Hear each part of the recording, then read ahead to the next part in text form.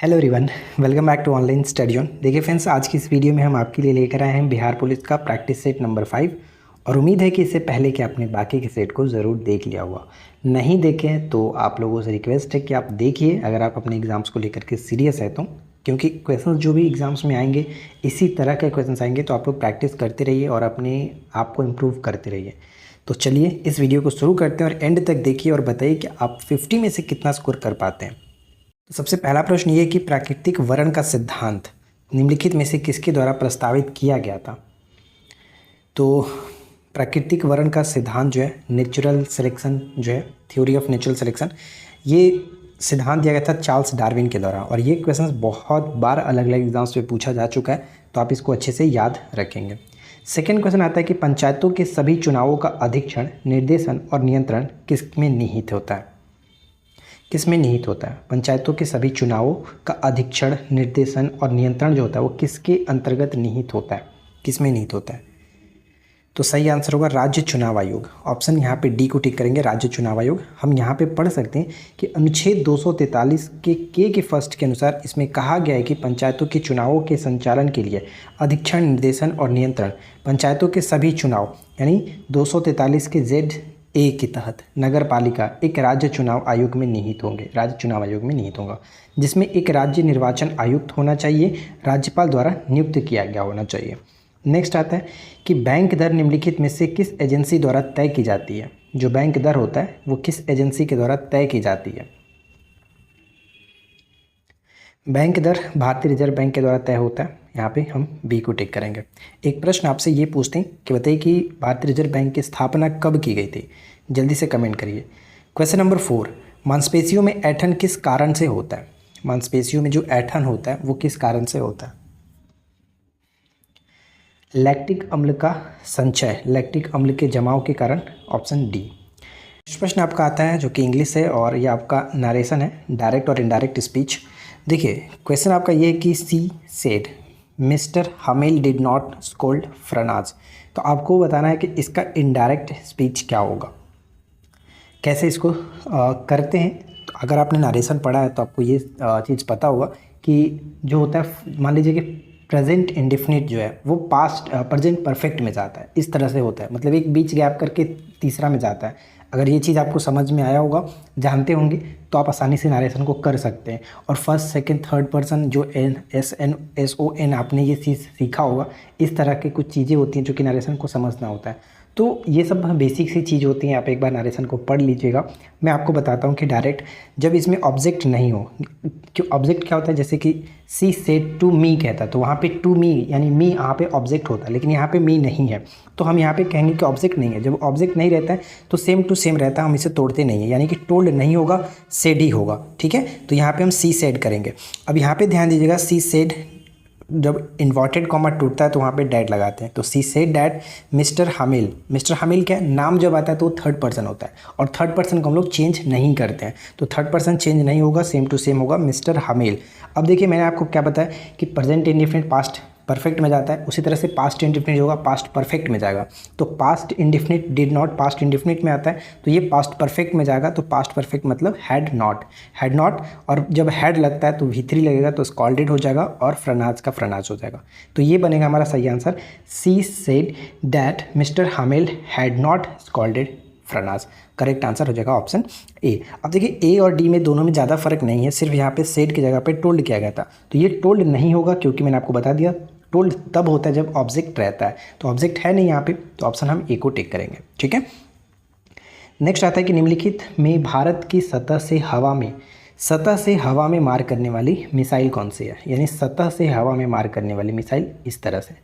तो सिंपल सा आप तरीका देख सकते हैं, जब त्रिशूल खड़ा रहता है तो त्रिशूल कैसे रहता है, इस तरह से ना, त्रिशूल हमेशा इस तरह से रहता है, सतह से ऊपर की ओर।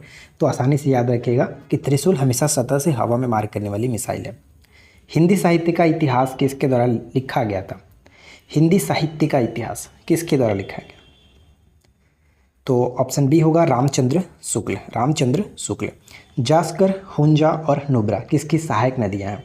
जास्कर, हुंजा और नुब्रा जो है वो किसकी सहायक नदियाँ हैं, तो ये सिंधु की सहायक नदी है। नुब्रा घाटी आपको पता ही है, सिंधु, यहाँ पे करेक्ट होगा ऑप्शन ए। दो राज्यों के बीच विवाद को भारत के सर्वोच्च न्यायालय द्वारा किसके तहत हल किया जा सकता है? दो राज्यों के बीच विवाद को सर्वोच्च न्यायालय किसके द्वारा हल किया जा सकता है? तो यहाँ पे पर्यवेक्षी क्षेत्राधिकार सी को टिक करेंगे, पर्यवेक्षी से क्षेत्राधिकार। इसके बारे में पूरी तरह से यहाँ पे लिखा गया, आप इसको चाहे तो आराम से पढ़ सकते हैं। नेक्स्ट आता है कि कौन सा प्राचीन स्थल भारत के बिहार राज्य के मौजूद एकमात्र यूनेस्को विश्व धरोहर स्थल है? यानी कौन सा प्राचीन जो स्थल है वो भारत के बिहार राज्य में मौजूद एकमात्र यूनेस्को विश्व धरोहर स्थल है? तो महाबोधि मंदिर, ठीक है, महाबोधि मंदिर ऑप्शन सी को टिक करेंगे, गया का महाबोधि मंदिर। पलानी पंचतीर्थम, पलानी पंचतीर्थम जिसे हाल ही में जीआई टैग प्राप्त हुआ, किस राज्य से संबंधित है? तो पलानी पंचतीर्थम का संबंध होगा तमिलनाडु के साथ, ऑप्शन ए तमिलनाडु। भारत के किस राज्य में भीमबंध या फिर भीम बांध अभ्यारण्य स्थित है? भीम बांध अभ्यारण्य का संबंध हो जाता है बिहार में, ध्यान रखेंगे, भीमबंध वन्यजीव अभ्यारण्य आपका बिहार में पड़ता है। नेक्स्ट आता है कि सबसे छोटा दिन उत्तरी गोलार्ध में कब होता है? ये ध्यान रखना है, उत्तरी गोलार्ध में सबसे छोटा दिन कब होता है?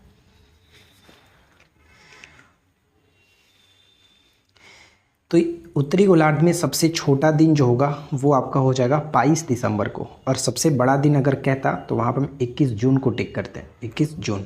और इसी तरह से सेम उल्टा हो जाता है, अगर दक्षिणी गोलार्ध में सबसे बड़ा दिन कहता तो फिर 22 दिसंबर सबसे बड़ा दिन दक्षिणी गोलार्ध में, और 21 जून छोटा दिन हो जाता। ठीक है, यहाँ पे आप पढ़ सकते हैं अच्छे तरीके से कि उत्तरी गोलार्ध में वर्ष का सबसे छोटा दिन, सबसे लंबी रात शीतकालीन अयानत के दौरान होती है। शीतकालीन अयानत आमतौर पर अयनात जो है वो आमतौर पर 22 दिसंबर को होता है। दक्षिण गोलार्ध में सबसे लंबे दिन, सबसे छोटी रात वाला दिन भी है। मतलब जो मैंने आपको बताया वही चीज़ यहाँ पर लिखा गया अच्छे तरीके से, बस सिंपल सा आपको जो चीज़ मैंने बताया वो ध्यान में रखिए। महासागर को यानी निम्नलिखित में से कौन से महासागर को दक्षिण महासागर के रूप में भी जाना जाता है? दक्षिण महासागर के रूप में जानते हैं, लॉजिकली आप इसको आसानी से कर सकते हैं। दक्षिणी महासागर आर्कटिक, ठीक है, अंटार्कटिक जो महासागर है, ऑप्शन सी। निम्नलिखित में से कौन सी स्थानीय हवा कॉफ़ी के फूलों को खिलने में मदद करती है? कौन सी स्थानीय हवा जो है वो कॉफ़ी के फूलों को खिलने में मदद करती है? हो जाएगा ऑप्शन डी, मंजरी वर्षण, ठीक है, मंजरी वर्षण, ऑप्शन डी यहाँ पे करेक्ट होगा।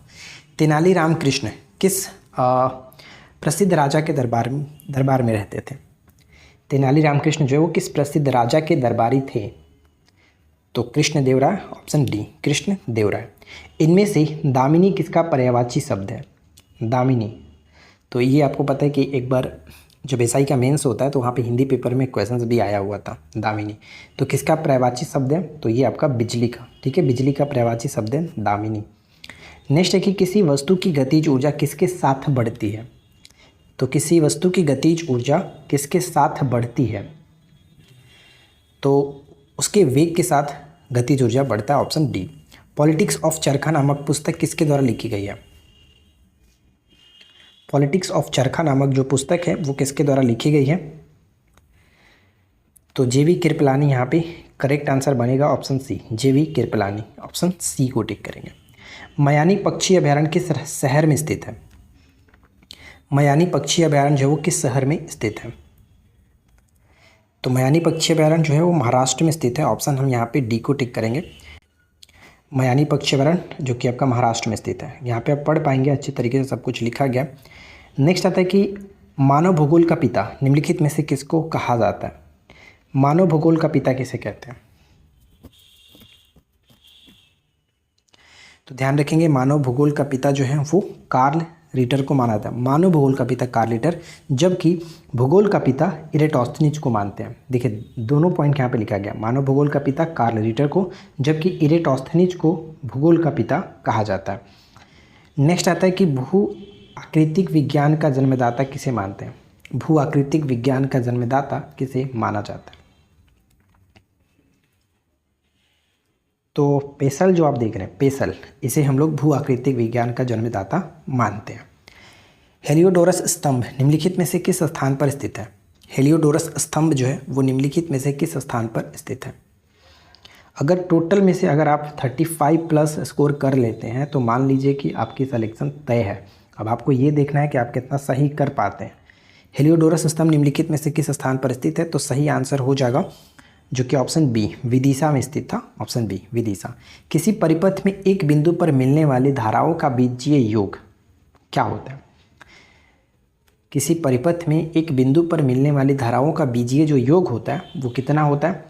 तो ये शून्य होता है। किरचॉफ का जब नियम आपने पढ़ा होगा तो वहाँ पे ये चीज़ आपको बताया गया है कि किरचॉफ के नियम के अनुसार किसी परिपथ के एक बिंदु पर मिलने वाले सभी धाराओं का बीजगणितीय जो योग होता है उसका महत्व शून्य के बराबर होता है। झारखंड के छोटा नागपुर पठार और किन किन राज्यों में फैला हुआ है? झारखंड का जो छोटा नागपुर का पठार है वो किन किन राज्यों में फैला हुआ है? तो ये जो फैला हुआ है उड़ीसा, पश्चिम बंगाल, छत्तीसगढ़, ऑप्शन सी। तो इसको याद रखेंगे, उड़ीसा, पश्चिम बंगाल, छत्तीसगढ़, यहाँ पे पढ़ सकते हैं। छोटा नागपुर पठार पूर्वी भारत में स्थित एक पठार है। इसके अंतर्गत झारखंड राज्य का अधिकतर हिस्सा आता है, पश्चिम बंगाल के कुछ हिस्से आते हैं, उड़ीसा, बिहार और छत्तीसगढ़ के भी हिस्से इसके अंतर्गत आते हैं। छोटा नागपुर पठार भारत का रूर कहा जाता है। इस पठार की सबसे ऊंची चोटी पारसनाथ है। छोटा नागपुर पठार के बंगाल के शोक के रूप में, यानी छोटा नागपुर पठार से बंगाल के शोक के रूप में जानी जाने वाली जो नदी है दामोदर नदी यहीं से निकलती है। ठीक है, नेक्स्ट देखिए, नेक्स्ट प्रश्न आता है कि भारत में अपलावनी जो वन है वो कहाँ पाए जाते हैं? अपलावनी वन। तो इस प्रश्न का सही आंसर आपका बन जाएगा ऑप्शन बी, सुंदरवन में हमें इस तरह के वन देखने को मिलते हैं। कौन सी जनजाति दीपावली को, यानी दिवाली जो त्यौहार है, इसे शोक का त्यौहार मनाती है, शोक के रूप में मनाती है दिवाली त्यौहार को? तो सही आंसर ऑप्शन ए होगा। थारू जनजाति जो है वो दिवाली को शोक के रूप में मनाती है, ऑप्शन ए। वाट सेकेंड किसकी इकाई है? इस क्वेश्चन में बहुत ज़्यादा गलती होती है, बहुत लोग गलती कर देते हैं, जैसे वाट को शक्ति का यूनिट जो है वाट, इसको समझ करके, लेकिन वाट घंटा, वाट सेकेंड, ये सब जो है वो ऊर्जा का यूनिट है। ठीक है, ऊर्जा का, ऑप्शन ए। निम्नलिखित में से किस राज्य में 2001 की जनगणना के अनुसार जनसंख्या घनत्व सबसे अधिक था? 2001 की जनगणना के अनुसार जनसंख्या घनत्व सबसे अधिक था। तो करेक्ट आंसर हो जाएगा ऑप्शन डी, पश्चिम बंगाल में जनसंख्या घनत्व 2001 के अकॉर्डिंग अधिक था, लेकिन 2011 के अकॉर्डिंग देखा जाए तो हम बिहार में जानते हैं कि जनसंख्या घनत्व ज़्यादा है। तो फिलहाल सही आंसर ऑप्शन डी होगा। मृच्छकटिका जो है वो किसके द्वारा लिखा गया है? मृच्छकटिका जो है वो किसके द्वारा लिखा गया है? तो शुद्रक यहाँ पे आपको सही करना है, ऑप्शन बी, शुद्रक करेक्ट होगा। नेक्स्ट आता है कि बुर्जहोम पुरातात्विक स्थल कहाँ स्थित है? बुर्जहोम जो पुरातात्विक स्थल था वो कहाँ स्थित है? पुस्तक से रिलेटेड डेफिनेटली एग्जाम्स में क्वेश्चंस बनेंगे, तो इसका एक अलग हम वीडियो लाएंगे जो हमारा टॉपिक वाइज सीरीज चल रहा है, तो आप उस वीडियो को देखा करिए। टॉपिक वाइज में जो भी चीज़ें आपको दी जाती है। बुर्जहोम जो है ये आपका पड़ता है जम्मू कश्मीर में, तो डी को टिक करेंगे। नेक्स्ट आता है कि ओम के नियम किस पर लागू किया जा सकता है? ओम के नियम जो है वो किस पर लागू करते हैं? जैसे हम V बराबर आई आर देखते हैं, V बराबर आई आर, तो यहाँ पे ये धारा हो गया, R प्रतिरोध होता है, तो प्रतिरोधक ऑप्शन ए को लागू कर सकते हैं।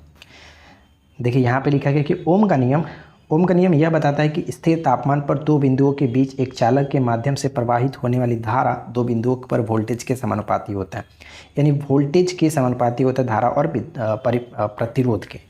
तो V बराबर आई आर होता है। ठीक है, चलिए नेक्स्ट वन देखते हैं। सिपाही विद्रोह के समय भारत का गवर्नर जनरल कौन था? सिपाही विद्रोह किसे कहते हैं? सबसे पहले ये अगर आपको पता होगा तब आपको समझ में आएगा। जो हमारा भारत का प्रथम स्वतंत्रता संग्राम था 1857 की क्रांति, उसे सिपाही विद्रोह के रूप में भी जानते हैं, और 1857 के क्रांति के समय लॉर्ड कैनिंग थे, तो ए हो जाएगा सही आंसर। यहाँ पे पढ़ेंगे कि 1857 का विद्रोह भारत में ब्रिटिश शासन के खिलाफ एक बड़ी उथल पुथल था, जिसे सैन्य विद्रोह भी कहा जाता है। यह विद्रोह मेरठ उत्तर प्रदेश में शुरू हुआ था 8 मई 1857 से, और जॉन लॉरेंस ने इसे सैन्य विद्रोह भी कहा था, यानी जॉन लॉरेंस ने इसे सैन्य विद्रोह भी कहा था, ये भी याद रखेंगे। बिहार विभूति के नाम से किसे जानते हैं? बिहार विभूति के नाम से किसे जाना जाता है? तो अनुग्रह नारायण सिंह जो है इन्हें बिहार विभूति के नाम से जानते हैं, और यहाँ पे पढ़ सकते हैं कि बिहार के पहले उप मुख्यमंत्री और उन्होंने भारतीय राज्य बिहार के वित्त मंत्रालय का भी प्रभार संभाला था। अनुग्रह नारायण जी, इन्हें बिहार विभूति के नाम से भी सुशोभित किया जाता है, जाना जाता है। देखिए इसके बाद अगला जो प्रश्न आता है वो आप पढ़ेंगे कि डेम्पियर होजेस जो रेखा है निम्नलिखित में से किससे संबंधित है? तो इसका संबंध हो जाएगा सुंदरवन से। Sundarban, option D. अब इसको अच्छे से समझ सकते हैं यहाँ पे कि डेम्पियर होजेस जो रेखा एक काल्पनिक रेखा है जिसे 1829-30 में खींचा गया था। यह रेखा सुंदरवन डेल्टा की उत्तरी सीमा को दर्शाता है। यह रेखा पश्चिम बंगाल के 24 परगना जिले के समानांतर स्थित है। और 1829-30 आपको 29-30 में एक चीज़ आपको याद रखना है, जैसे कि सती प्रथा का उन्मूलन जो किया गया था लॉर्ड विलियम बेंटिक के समय में, वो एक इम्पॉर्टेंट घटना है 1829-30 के संबंध में, याद रखिएगा। मोहम्मद गौरी के संबंध में निम्नलिखित कथनों पर विचार करिए। तो देखिए 3 पॉइंट दिया गया, तीनों को पढ़िए और बताइए कि कौन सा कथन सही है मोहम्मद गौरी के संबंध में। तो पहला पॉइंट पढ़ते हैं कि मोहम्मद गौरी का भारत पर पहला आक्रमण पाटन के विरुद्ध था। जी नहीं, पहला आक्रमण 1175 में मुल्तान के विरुद्ध था। तो पहला पॉइंट तो गलत है। सेकेंड पॉइंट कि चंदावर के युद्ध में जयचंद को पराजित करता है। 1194 में जो चंदावर का युद्ध होता है यहाँ पर जयचंद पराजित होते हैं, ये सही है। इसके द्वारा चलाए गए सिक्कों पर देवी लक्ष्मी की आकृति बनी हुई थी, तो ये भी सही है। तो 2 और 3 तो कह सकते हैं करेक्ट है, यहाँ पे हम सी को टिक करेंगे। ठीक है, नेक्स्ट आता है कि मोहम्मद गौरी का भारत पर आक्रमण 1175 में मुल्तान पर किया गया। चंदावर का युद्ध 1194 में जयचंद पराजित हुए थे, तो ये आपने देखा। संविधान की अनुसूची 6 में इनमें से कौन सा राज्य पर लागू नहीं होता है। जैसे अनुसूची 6 में 4 राज्यों के बारे में वर्णन किया गया, उनके प्रशासनिक क्षेत्र के बारे में वर्णन है, जिसमें आता है आपका असम, मेघालय, त्रिपुरा और मिजोरम, ना कि मणिपुर। तो ए यहाँ पे करेक्ट होगा, ये गलत है। और ये प्रश्न इतना बार अलग अलग पेपर में पूछा गया कि क्या ही बताऊँ। फाइब्रिनोजेन, ठीक है, फाइब्रिनोजेन नामक प्रोटीन का निर्माण बताइए कि कहाँ होता है जो कि रक्त में थक्का बनने में मदद करता है। फाइब्रिनोजेन का निर्माण यकृत में होता है, ऑप्शन बी, यकृत में। किस शासक से कुलीन प्रथा यानी किसने शासक ने कुलीन प्रथा या कुलीनतावाद आरंभ किया था। किस शासक ने कुलीन प्रथा या कुलीनतावाद का आरंभ किया, वह है भल्लाल सेन, ऑप्शन बी, भल्लाल सेन। विजयनगर साम्राज्य में सैनिक विभाग किस नाम से जाने जाते थे। विजयनगर साम्राज्य में सैनिक विभाग को किस नाम से जाना जाता था, तो कदाचार के नाम से जानते थे। विजयनगर साम्राज्य में सैनिक विभाग को कदाचार के नाम से जानते थे। भारत का बादशाह उस समय कौन थे जब ब्रिटेन की ईस्ट इंडिया कंपनी की स्थापना हुई थी। ब्रिटेन में ईस्ट इंडिया कंपनी की जब स्थापना हुई 1600 में, तो उस वक्त अकबर थे। ठीक है, अकबर, ऑप्शन सी। इनमें से किसकी कमी से पौधे की लंबाई में वृद्धि रुक जाती है एवं पौधे बौने हो जाते हैं। किसकी कमी से, पौधे में किस तत्व की कमी होती है जिससे उनकी लंबाई वृद्धि रुक जाती है और पौधे बौने हो जाते हैं। तो जिंक यहाँ पे करेक्ट होगा, ऑप्शन सी, जिंक। भारत का संविधान को मान्यता देता है। भारत का संविधान बताइए निम्नलिखित में से किसको मान्यता देता है। धार्मिक और भाषायिक अल्पसंख्यक को, धार्मिक और भाषायिक अल्पसंख्यक को भारतीय संविधान मान्यता देता है, सी करेक्ट होगा।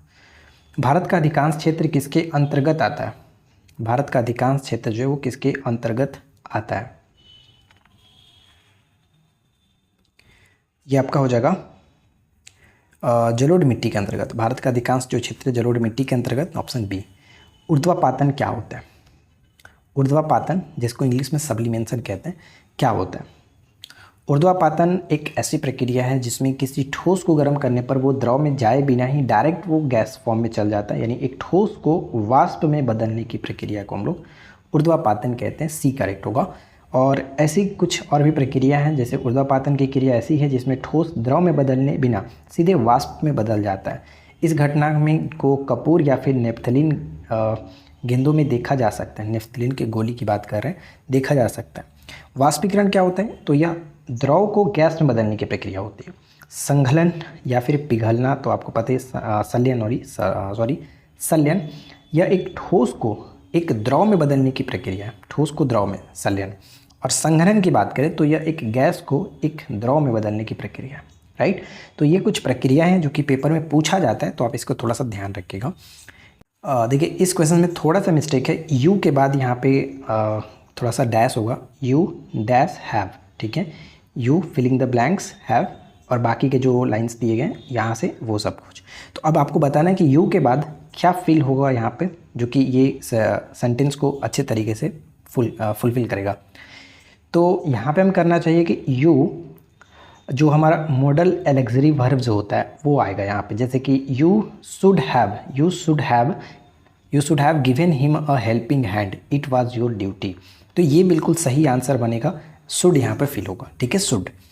नेक्स्ट आता है कि निम्न में से कौन सा पद अवयवी भाव समास है। तो मैंने समास आपको बताया कि समास मैंने पढ़ा रखा है, आप एक बार जाकर के हमारे वीडियोज़ को देख लीजिए, बहुत अच्छे तरीके से समास आपका कवर हो जाएगा। हिंदी में समास के कोई भी प्रॉब्लम आपको नहीं होगा जब हमारी इस वीडियो को देख लेंगे। 20 से 25 मिनट का एक वीडियो है, आप जाकर के देख लीजिए। MCQ के माध्यम से मैंने आपको सारे समास बहुत अच्छे तरीके से याद कराए हैं, समझाए हैं, तो मैं रिकमेंड करूंगा कि ज़रूर देख लेना, बाद में कहीं पछताना ना पड़ जाए समास को लेकर के। तो देखिए, अवयवी भाव समास को हम लोग ऐसे समझते हैं जब उसमें कोई उपसर्ग, ठीक है, उपसर्ग कह सकते हैं, उपसर्ग जो है वो उसमें लगता है। तो इसमें क्या है, प्रति एक प्रकार का उपसर्ग है, प्रति दिन के पहले प्रति लग रहा है, प्रतिदिन वो एक प्रकार का उपसर्ग है, ठीक है, उपसर्ग लगा होता है, उसे हम लोग अवयवी भाव कहते हैं। और इसमें जो आपका प्रथम पद होता है वो प्रधान होता है, जैसे कि इसमें दिन तो है, दिन मतलब तो नॉर्मल दिन, उसमें अगर प्रति लग गया तो डेली की बात हो रहा है, खास बना दे रहा है, तो वो आपका होता है प्रतिदिन, एक तरह का प्रति हो गया इसमें। कृदंत प्रत्यय किन शब्दों के साथ जुड़ते हैं, कृदंत जो प्रत्यय है वो किन शब्दों के साथ जुड़ते हैं, वो क्रिया शब्दों के साथ जुड़ते हैं, क्रिया शब्दों के साथ जुड़ता है हमेशा, ऑप्शन डी होगा। नेक्स्ट आता है कि हाल ही में केंद्रीय औद्योगिक सुरक्षा बल, जिसको हम लोग CISF कहते हैं, कि पहली महिला महानिदेशक कौन बनी है। CISF की पहली महिला महानिदेशक कौन बनी है, तो नीना सिंह होगा, ऑप्शन ए, नीना सिंह। केंद्र सरकार ने 16वें वित्त आयोग का अध्यक्ष किसे नियुक्त किया है, केंद्र सरकार ने 16वें वित्त आयोग का अध्यक्ष किसे नियुक्त किया है, तो राइट आंसर हो जाएगा अरविंद पनगड़िया, ठीक है, अरविंद पनगड़िया, ऑप्शन हम सी को टिक करेंगे, सी यहाँ पे बिल्कुल सही आंसर बनेगा। तो देखिए फ्रेंड्स, 50 MCQ हमने डिस्कस किया, उम्मीद है कि सेट नंबर 5 आप लोगों को अच्छा लगा होगा। अब आप नीचे कमेंट करके ये बताइए कि आपने कितना स्कोर किया, जेन्युइन तरीके से बताइएगा कितना आपने सही किया। अगर आपने सेट को अच्छे तरीके से लगाया तो आप ज़रूर बता सकते हैं। और वीडियो आपको अगर अच्छा लगा हो तो वीडियो को लाइक एंड शेयर करिएगा। चैनल पर पहली बार है सब्सक्राइब कर लीजिए ताकि आपको इस तरह के रोज़ाना न्यू वीडियोस मिलती रहे। और सुबह में जो टॉपिक वाइज आपको वीडियो दी जाती है आप उसको ज़रूर फॉलो करिए। और हम मिलते हैं आपका इसी तरह से नेक्स्ट वीडियो में। Thanks for watching, keep watching, keep learning, have a good day.